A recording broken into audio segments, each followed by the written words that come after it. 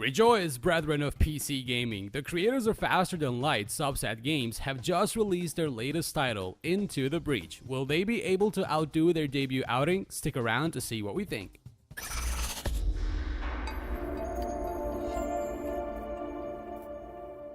Let me start by saying that we here at AltChar strive to produce reviews which look at games as an individual entity in their own right, and we try to resist a postmodern reading of the game by looking too much at context, the franchise, and the artist's previous work. Yes, we do comparisons to other games, but that is to provide reference points. As an example, when we review the new Smash Bros. Game when it comes out, we won't be too concerned as to whether it's a good Smash game and how it compares to the rest of the fighting game genre, just whether it's a good game or not.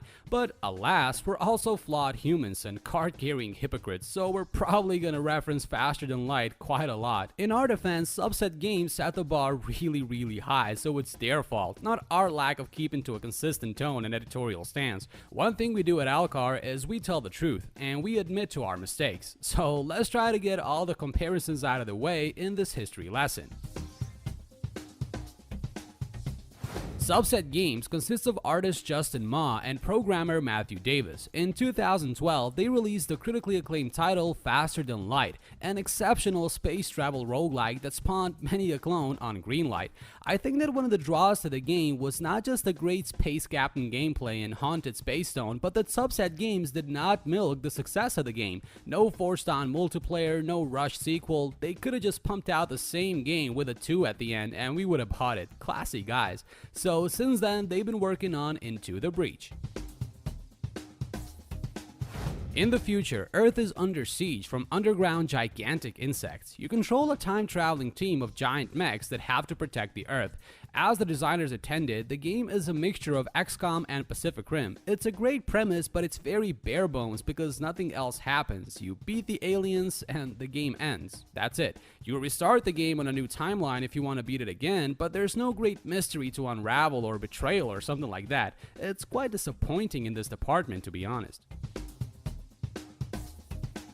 The overall aesthetics of Into the Breach is reminiscent of Bitmap Brothers' work such as the Chaos Engine and Speedball. The zeitgeist for gamers and developers at the moment is the need for nostalgia. Make something look like it was developed in the 90s and you're sure to string up some buys. Old is good because as human beings we cannot move away from the past. The familiar is comforting, but it is being plastically produced and fetishized into something it never truly was. This capitalization of childhood memories is not always good and can be nothing more than methadone to a heroin addict. I wouldn't go so far as to call it cultural appropriation, but it's damn near close. Nike using grime to sell trainers, Burger King using metal to sell burgers. It's ineffective pandering like 2016 Ghostbusters as opposed to Annihilation. Shoddy retro style games are the Big Bang Theory to the games industry. I know it's an easy and cheap pop to have a go about the Big Bang Theory, but I'm running out of ideas, to be honest. Let's just call it hooky retro. The point that I'm trying to get across here is that Into the Breach does none of this. The harmony of the design and gameplay intertwine together, so when a little voice bubble pops up saying they saved us, you actually feel a sense of achievement and gratitude. The sound is haunting, and the overall art style is a pleasure to look at. A subtle and effective color palette with just the right amount of detail to make you invested in the battles.